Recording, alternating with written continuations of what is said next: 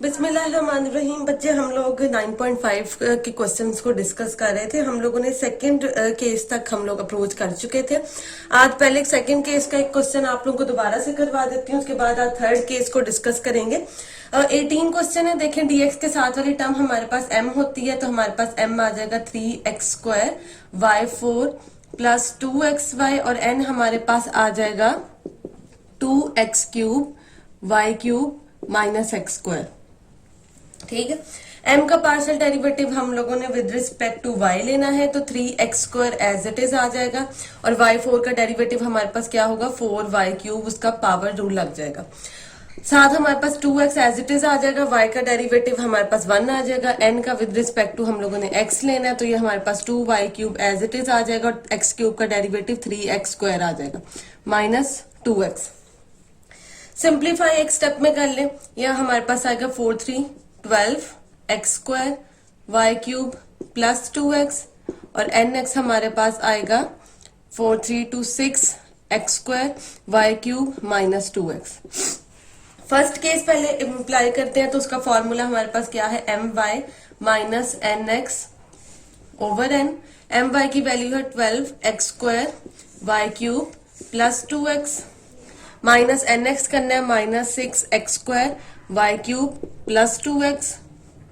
इसके ऊपर जब माइनस अप्लाई करेंगे फर्स्ट टर्म नेगेटिव हो जाएगी और सेकंड टर्म में पहले ही नेगेटिव आ रहा है, वो नेगेटिव पॉजिटिव हो जाएगा। ओवर n में 2x³ y³ माइनस x²। अब फर्स्ट केस में हम लोग जानते हैं, हम लोग y को किसी तरीके से कॉमन निकालना चाहेंगे ताकि हमारे पास कुछ टर्म्स x की फॉर्म में सिर्फ बचे। तो आप देखेंगे 2x मिलके हमारे पास 4x हो जाएगा और ये 12x² y³ है, ये 6x² y³, ये इनकी भी एडिशन हो जाएगी, तो ये बनेगा 6x² y³ प्लस 4x और नीचे वाली टर्म हमारे पास आ जाएगी 2x³ y³ माइनस x²। अब गौर करें, ऊपर से हमारे पास x³ कॉमन नहीं निकल सकता, नीचे से भी x³ को कॉमन हम लोग नहीं निकाल सकते क्योंकि दोनों टर्म्स में नहीं आ रहा हमारे पास। तो इसका मतलब है हमारा जो क्वेश्चन है वो उसके लिए फर्स्ट केस हमारे पास फेल हो चुका है, क्योंकि हमारे पास आंसर में मिक्स फॉर्म आ रही है, सिर्फ x की फॉर्म नहीं आ रही। तो फिर उसके बाद हम लोग सेकेंड केस के ऊपर अप्लाई करते हैं। सेकेंड केस यहीं पे मैं कर देती हूँ। उसका फॉर्मूला हम लोग लिखते हैं, वो हमारे पास क्या है nx minus my into m। nx आ जाएगा 6x² y³ minus 2x minus my करना है हमने, तो आ जाएगा minus 12x² y³ minus 2x। Over m हमारे पास क्या है 3x² y4 plus 2xy। Simplification देखें, ये हमारे पास दोनों टर्म्स में ऐड होके बन जाएगा minus 6x² y³ minus 4x। Over निचले वाली टर्म्स हमारे पास आ जाएंगे 3x² y4 प्लस 2xy। ऊपर वाली टर्म्स में से देखिए हमारे पास क्या चीज कॉमन हम लोग निकाल सकते हैं। अगर यहां से आप गौर करें, ऊपर वाली टर्म में से मैं -2 कॉमन निकालूं सिर्फ, तो ये पीछे बचेगा 3x² y³ प्लस 2x और निचली वाली टर्म में से y कॉमन अगर निकाला जाए तो वो बनेगा 3x² y³ प्लस 2x। तो देखिए ऊपर नीचे वाली दोनों टर्म्स हमारे पास कैंसिल हो जाएंगी और हमारे पास आंसर क्या आया -2 ओवर y। सेकंड केस का आंसर सिर्फ y के वेरिएबल में है, तो इसका मतलब हम सेकंड केस को अप्लाई कर सकते हैं। उसके बाद हमारा जो आंसर आया उसको हम इंटीग्रेटिंग फैक्टर उसका निकालते हैं उससे। तो ये हमारे पास इंटीग्रेटिंग फैक्टर क्या बनेगा IF is equal to e raise to power -2 over y dy। -2 हमारे पास इंटीग्रेशन से बाहर चला जाता है, 1 ओवर y की इंटीग्रेशन हमारे पास आ जाएगी ln y। ln की प्रॉपर्टी लगाएंगे, पावर स्टार्ट में चली जाएगी ln y -2, ln और e आपस में कैंसिल हो जाएंगे y -2 और ये हमारे पास आ जाएगा 1 ओवर y²। इंटीग्रेटिंग वाले फैक्टर को हम लोग अपने गिवन क्वेश्चन से मल्टीप्लाई करते हैं, तो फर्स्ट वाली क्वांटिटी के साथ मल्टीप्लाई करेंगे, तो ये हमारे पास आ जाएगा 1 over y², 3x² y4 plus 2xy dx। Second term के साथ करेंगे 1 over y², 2x³ y³ minus x² dy is equal to 0। अब ये जो 1 ओवर y हमारे पास बाहर मौजूद है, इसको अंदर मल्टीप्लाई करते हैं, तो ये बन जाएगा 3x² Y square, second term के साथ होगा 2x ओवर y आ जाएगा dx, प्लस इस अंदर मल्टीप्लाई करेंगे 2x क्यूब y आ जाएगा minus x square over y square आ जाएगा। अब इंटीग्रेशन हम लोगों ने करनी है। इंटीग्रेशन हम लोग जानते हैं dx वाले को तो कंप्लीट इंटीग्रेट करना है, वो एज इट इज आ जाएगा। dy वाली टर्म में से सिर्फ उस टर्म को इंटीग्रेट करना है जो फ्री ऑफ x हो। फर्स्ट टर्म में भी x आ रहा है, सेकंड टर्म में भी x आ रहा है, तो हमारे पास ऐसी कोई टर्म नहीं बच रही जो फ्री ऑफ x हो। तो इंटीग्रेशन में यहाँ पे हमारे पास क्या आ जाना है, निल आ जाना है, is equal to some constant c लगा दे। इंटीग्रेशन सिंपल करते हैं, विद रिस्पेक्ट टू x हम लोगों ने इंटीग्रेट करना है, तो ये हमारे पास आएगा 3 एज इट इज आ जाएगा, y एज इट इज आ जाएगा, एक्स स्क्वायर की इंटीग्रेशन आ जाएगी x cube over 3 plus 2 over y as it is आ जाएगा, x की integration x square over 2 is equal to some constant c। ये हमारा रिक्वायर्ड आंसर आ जाएगा गिवन डिफरेंशियल इक्वेशन का। अच्छा बच्चे, अभी तो मैंने आप लोगों को क्वेश्चन करवाया, वो क्वेश्चन नंबर 12 था, मेरे से मिस्टेकनली वो 18 लिखा गया था।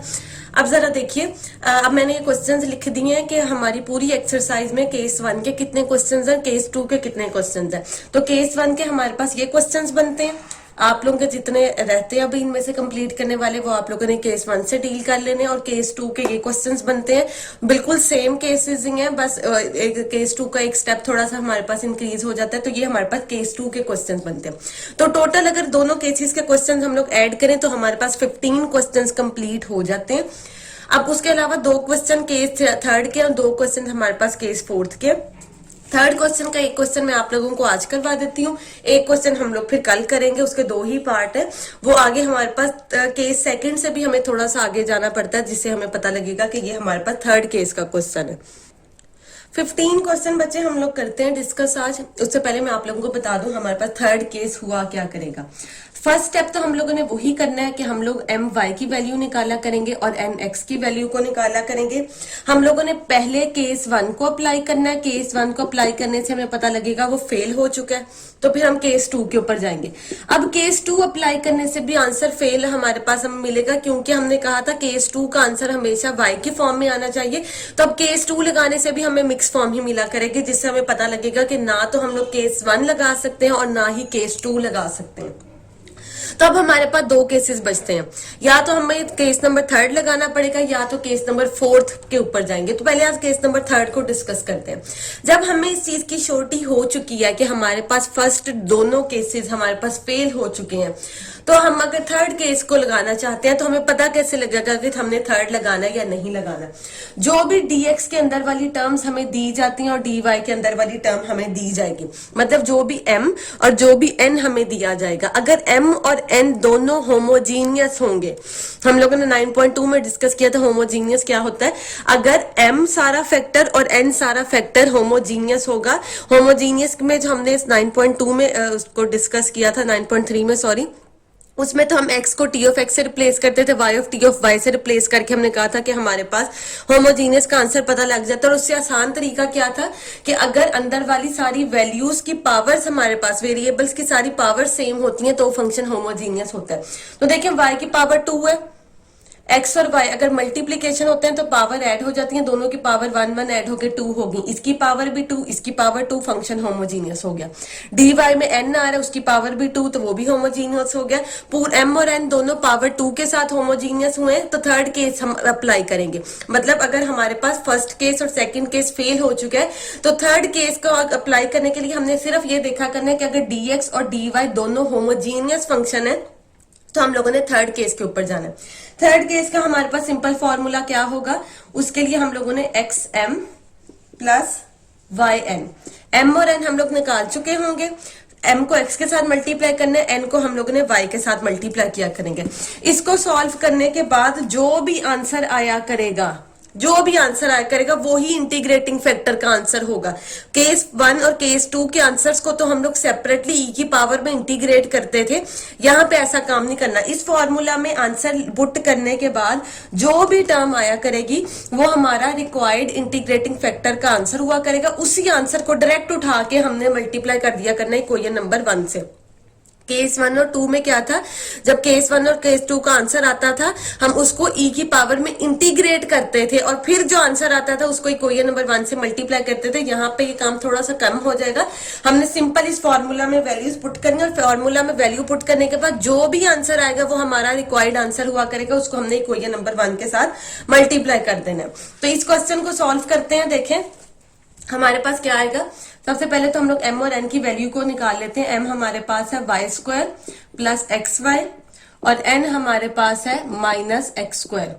m ऑफ y की वैल्यू हमारे पास क्या आएगी 2y प्लस एक्स और n ऑफ x की वैल्यू आएगी माइनस 2x। तो देखिए हमारे पास m ऑफ y का आंसर n ऑफ x के इक्वल नहीं आया, तो इक्वेशन हमारे पास एग्जैक्ट नहीं है। फर्स्ट केस अप्लाई करते हैं, वो हमारे पास है my minus n x over n। M y की वैल्यू है 2y plus x, n x की वैल्यू माइनस माइनस मिलके प्लस हो जाएगा, plus 2x over n minus x square. Simplification अगर इसकी थोड़ी सी कर लें तो ये बनेगा 2y plus 3x over minus x square. देखिए ऊपर से ना तो x कॉमन निकाला जा सकता है ना y कॉमन निकाला जा सकता है, तो कुछ भी कटिंग नहीं होगा। मिक्स फॉर्म में आंसर मिला तो केस 1 फेल हो गया। केस 2 की तरफ चलते हैं, n x minus m y over m. N x है हमारे पास माइनस 2x, एम वाई आ जाएगा minus 2y minus x over m में y square plus x y. Simplification करें तो ये minus 3x minus 2y over नीचे से y कॉमन आ सकता है y प्लस एक्स। तो देखिए y कॉमन लेने से भी ऊपर नीचे से कोई चीज कटिंग नहीं हो रही, हमारे पास अभी भी मिक्स फॉर्म में ही आंसर है, तो इसका मतलब है सेकंड केस भी हमारे पास फेल हो चुका है। अब जब सेकंड केस भी फेल हो चुका है तो हम अब देखेंगे कि थर्ड लगाना है कि फोर्थ लगाना है। तो हमने देखा m और n जो दोनों टर्म्स है वो हमारे पास होमोजीनियस है, तो हम लोग थर्ड केस की तरफ जाएंगे। तो थर्ड केस का फॉर्मूला हमारे पास क्या होता है 1 over x m plus yn is equal to 1 over x as it is आ जाएगा। m की वैल्यू हमारे पास क्या है y square plus x y plus y as it is आ जाएगा। n की वैल्यू क्या है माइनस एक्स स्क्वायर। सिंप्लीफिकेशन करते हैं, ये आ जाएगा 1 over x y square plus x square y minus x square y. ये minus x square y plus x square y cancel हो जाएंगे, हमारे पास बचेगा 1 ओवर एक्स वाई स्क्वायर। अब ये जो भी आंसर आया है इसका वो हमारा रिक्वायर्ड आंसर आया है। इस आंसर को सिंपली उठा के इक्वेशन नंबर 1 के साथ हम लोगों ने क्या कर देना है मल्टीप्लाई कर देना है। तो अपने रिक्वायर्ड आंसर को हम लोग मल्टीप्लाई करते हैं 1 ओवर एक्स वाई स्क्वायर से, वो आ जाएगा 1 over x y square plus x y dx minus 1 over x y square dy is equal to 0। अंदर इनको मल्टीप्लाई करें, फर्स्ट टर्म के साथ जब मल्टीप्लाई होगा तो सिर्फ 1 ओवर एक्स बचेगा, सेकंड के साथ एक्स एक्स से कैंसिल हो जाएगा और सिर्फ 1 ओवर वाई बच जाएगा। सेकंड टर्म से एक्स से एक एक्स से कैंसिल हो जाएगा तो बचेगा x over y square d y. आगे वही काम करना है, जब हम लोगों ने आंसर को मल्टीप्लाई कर दिया इक्वेशन नंबर 1 के साथ तो दोनों तरफ इंटीग्रेट करेंगे। फर्स्ट टर्म को एज इट इज इंटीग्रेट करते हैं, डी वाई वाले के साथ फ्री ऑफ एक्स करते हैं। फ्री ऑफ एक्स वाली टर्म हमारे पास नहीं है तो हमारे पास नील आंसर आ जाएगा is equal to come some constant c. With respect to x integration करनी है, 1 ओवर एक्स की integration ln x, 1 over y की इंटीग्रेशन 1 ओवर वाई कांस्टेंट है एज इट इज बाहर आ जाएगा और 1 की इंटीग्रेशन x आ जाएगी is equal to some constant c। ये हमारे पास रिक्वायर्ड आंसर आ जाएगा। इसका 15 क्वेश्चन के साथ इसका हम लोगों ने 13 क्वेश्चन मैं खुद ही आप लोगों को कल करवाऊंगी। थर्ड केस के सिर्फ 2 ही क्वेश्चन थे, तो कल थर्ड केस का सेकंड क्वेश्चन करके कल फोर्थ केस स्टार्ट करेंगे। बाकी जो आप लोगों के पिछले क्वेश्चंस रहते हैं वो आप लोगों ने कंप्लीट कर लेने हैं। थर्ड क्वेश्चन केस के क्वेश्चन में अगर आप लोगों को कहीं से भी ये मसला है